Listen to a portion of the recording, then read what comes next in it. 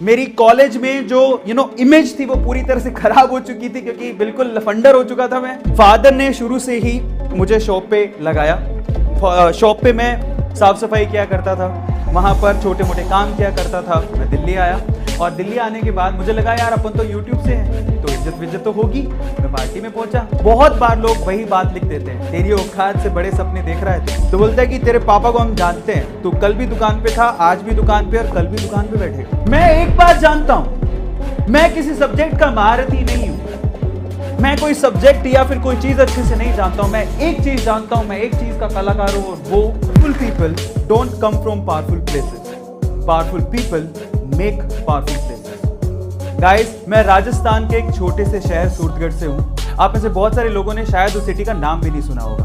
पापा शॉपकीपर हैं, मम्मा house wife है। बचपन से ही नॉर्मल छोटे छोटे से सपने देखे थे। मुझे आज भी याद है कि जब मैं स्कूल से आके अपने पापा के लिए टिफिन लेके जाया करता था, तो जब मैं शॉप पे पहुंचता था और पापा को काउंटर के उस तरफ बैठा हुआ पाता था, तो मुझे लगता था कि ये साम्राज्य मुझे कब मिलेगा। मतलब मेरे लिए वही एक माहेशमती का साम्राज्य था, और इतना ही बड़ा सपना देखा था। छोटी सिटी थी, इससे ज़्यादा सपने कभी दिमाग में आते ही नहीं थे, क्योंकि सपने बड़े तब देखे जाते हैं जब माहौल ऐसा हो। तो सवाल ये उठता है कि इतने सिंपल सादे छोटे से सपने से पहुंच गया। दो यूट्यूब के चैनल, जिसमें से एक यूट्यूब चैनल 2 मिलियन, दूसरा यूट्यूब चैनल 4 मिलियन। पर सवाल ये उठता है कि वो लड़का जो इतने सादे सिंपल ख्वाब देखता था, जो सोचता था कि पापा के शो पे बैठने को मिल जाए, वो यहाँ तक कैसे पहुंच गया।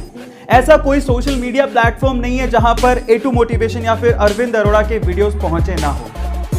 आज मैं आपको बताने वाला हूं मेरी स्टोरी में कि मैं यहां तक कैसे पहुंचा। आप जानना चाहते हैं? उसके पीछे का रीजन है लोग। उसके पीछे का रीजन है जब लोग आप पे शक करते हैं, आपकी कैपेबिलिटी पे शक करते हैं और बोलते हैं कि तेरी औकात इतनी है। जब बात औकात पे आती है ना, तो इंसान कुछ भी कर जाता है। तो चलो शुरू करते हैं मेरी स्टोरी को। मेरी जिंदगी में पहली बार उंगली की मेरे मामा ने सॉरी मामा, आपका नाम ले रहा हूं, मैं बहुत प्यार करता हूं आपसे। बट द थिंग इज, ये स्टोरी कैसे शुरू होती है मैं आपको बताता हूं। तो फादर ने शुरू से ही मुझे शॉप पे लगाया। शॉप पे मैं साफ सफाई किया करता था, वहां पर छोटे मोटे काम किया करता था। अब बेसिकली हुआ कुछ यूं कि मैं 2 या 3 साल से लगातार शॉप पे जा रहा था। तो एक बार मैं मेरी मम्मा के साथ ननिहाल गए, और जब ननिहाल में बैठे हुए थे तो ऐसी बात चलते चलते नानी ने पूछ लिया कि भाई तू क्या करेगा। तो उस टाइम पे मामा ने कहा कि ये तो दुकान ही बैठेगा और कहाँ जाएगा। तो मैंने कहा आपको कैसे पता।